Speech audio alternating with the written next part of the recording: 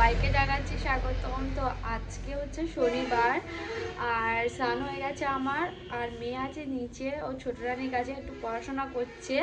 তো আমি এখন ঠাকুরকে একটু দিয়ে দেবো, তো ধূপটা একটু জ্বালিয়ে তারপর মেয়েকে আনবো, এনে খাইয়ে দেবো। তো উঠেছে আজকে অনেকক্ষণ, 7টার সময় উঠে ওকে আমি একটু দুধ বিস্কুট খাইয়ে দিয়েছি, আর আমি খেয়ে নিয়েছি হট ওয়াটার উইথ লেমন। তো এবারে আমি ভাবছি ওয়ার্কআউটটা করে নেবো, তারপরে আমার মেয়েকে ডাকতে হবে। এখনও বিছানা তোলা হয়নি, কারণ হচ্ছে এখনও ঘুমাচ্ছে সৌভিক, ওই জন্য বিছানা তোলা হয়নি। তো চলো যাওয়া যাক। দেখো বন্ধুরা, আমার শাশুড়ি মা হচ্ছে প্যাকিং করছে, কারণ আর এক সপ্তাহ পর আমার শাশুড়ি যাবে দার্জিলিং বেড়াতে। তো বেশি দিন নয়, 2-3 দিনের ট্যুর হচ্ছে। তো এই 3টে শাড়ি নিচ্ছে, আর উনি যেহেতু চুড়িদার কিছু পরে না, তাই জন্য শুধুমাত্র শাড়ি নিয়ে যাচ্ছে। তো ওই জন্য প্যাকিং করে নিচ্ছে। আর দার্জিলিং যাচ্ছে, ওখানে একটু ঠান্ডার ব্যাপার রয়েছে। তো আজকালের ভিতরে একটু বাজারে যাব, বাজারে গিয়ে একটু ময়শ্চারাইজার বা কোনো কিছু এনে দেবো, অনেক কিছু আনতে হবে, প্যাকিংয়ের ব্যাপার। তো আর কয়েকটা আমি বলি 3টাই নিয়ে নাও, আর একটা শাড়ি পরে যাবে, হয়ে যাবে। অনেকের সাথে যাচ্ছে তো ওই জন্য। আর ওই শাল বাবা বলছিল ওই পাঞ্জাবিটা নেবে, না বলছিল পাঞ্জাবি নেবো একটা, হয় কি কে জানে, খুলে দেখতে হবে। এই জামাটা ভালো, কেন পরা যাবে না, কেন ওপরের দিকে রাখো, আমি ব্যাগ বের করে দিয়ে। আর তোমাদেরকে একটা জিনিস দেখাই, এই জবা ফুলের গাছটা তো তোমাদের দেখিয়েছিলাম। আর এখানে দেখো চন্দ্রমল্লিকারও আস্তে আস্তে একটা দুটো কুড়ি আসছে, আর এই গাঁদা গাছটা বেশ ভালো বেড়েছে। কিন্তু এই গাছটা একদমই মরে যাচ্ছে, কি জানি কি হয়েছে। তো অনেকগুলো ঝাঙ্গার মতো ছিল, তো এখানে দেখতে পাচ্ছ কেটে কেটে চলে যাচ্ছে। তো আমি এখানে রোদে একটু বের করে দিয়েছিলাম, এখন জানি না এই গাছটা বাঁচবে কি বাঁচবে না, বোঝাই যাচ্ছে না। এর পাতাগুলো দেখো কেমন হয়ে গেছে, দেখা যাক কিছু যদি হয় তো এটা থাকবে, নই আমি যার কাছ থেকে গাছটা কিনে এনেছি তো তার কাছে আমি গিয়ে বলে দেবো, বলবো কি গাছ দিয়েছো। যাই হোক, তো গাছগুলোর একটু জল দিয়েছি, একটু কুয়াশা যাতে পাই, রোদ পাই, যাতে ভালোভাবে একটু বাড়ে। অনেক সময় রোদ জল এইগুলো তো যদিও উইন্ডো গাছ, রোদ জলের এইগুলো ব্যাপার হয় না, জল একটু দিলে অল্প অল্প দিলেই হয়ে যায়। তাও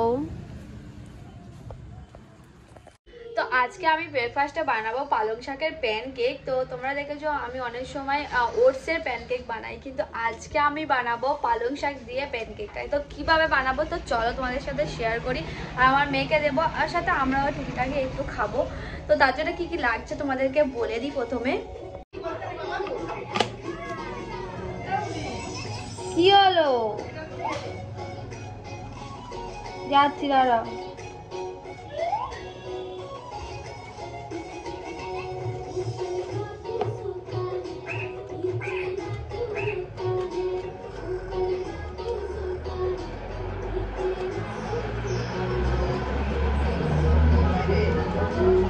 যাচ্ছি বাবা, দাঁড়াও। এটাকে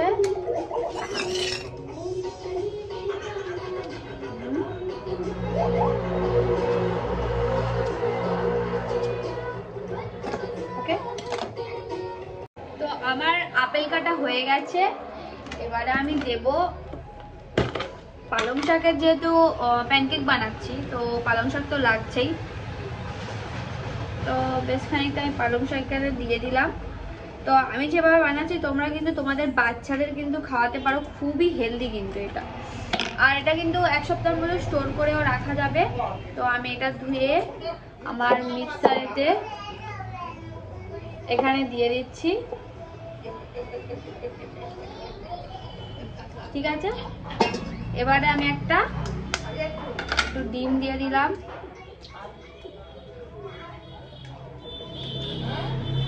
আর ফ্লেভারের জন্য ভ্যানিলা এসেন্স দিচ্ছি, অল্প করে দিলাম। আর যেহেতু একটু ডিম দিয়েছি একটু নুন লাগবে, তো ওই জন্য আমি একদম হালকা করে একদম নুন দেব। ঠিক আছে, এবারে এটাকে আমি গ্রাইন্ড করে নেব। চলো।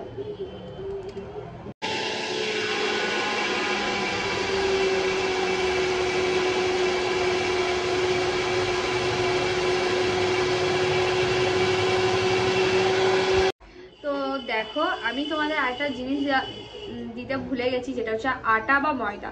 তো আমি এখানে আটা ইউজ করেছি, আর তোমরা কিন্তু ময়দাও ইউজ করতে পারো।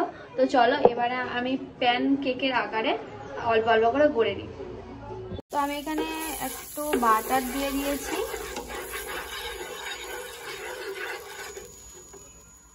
দেওয়ার পর আমি এখানে প্যান কেকের আকারে ছোট ছোট করে গড়ে নেবো। এবারে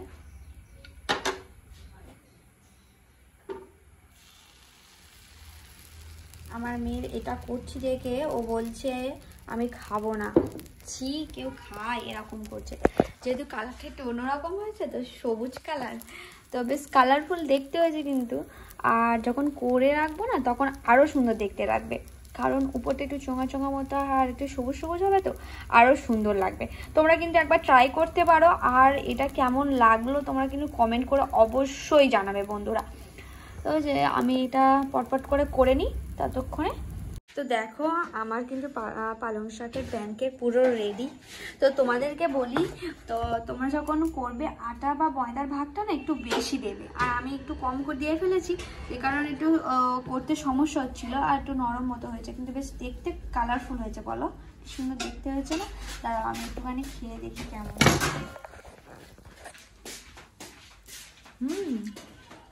টেস্টি হয়েছে কিন্তু বেশ। তো দুপুরবেলা খাওয়া দাওয়া করার পর সৌভিক হঠাৎই বলল, চল আজকে জুডিও থেকে ঘুরিয়ে নিয়ে আসি তোকে। তো সেই মতো আমি আর সৌভিক আর সাথে আমার মেয়ে 3 জন মিলে বেরিয়ে পড়েছিলাম জুডিওতে। তো মেয়ের কয়েকটা জামা কাপড় কেনার জন্য গেছিলাম। তো সোয়েটার গেঞ্জি এইগুলো কেনার পর তারপরে নিচে দেখি এই সবে একটা কাপ প্লেটের দোকান ছিল। তো ওখান থেকে কয়েকটা প্লেট কিনেছি। আমার কালো কালারের প্লেট অনেক দিন থেকে খুঁজছিলাম, কিন্তু পাচ্ছিলাম না। আজকে ফাইনালি পেয়ে গেছি। আর কন্টিনিউ ভিডিওটা করতে পারিনি। আজকের ভিডিও এই পর্যন্ত। তোমাদের ভালো লাগলে কমেন্ট লাইক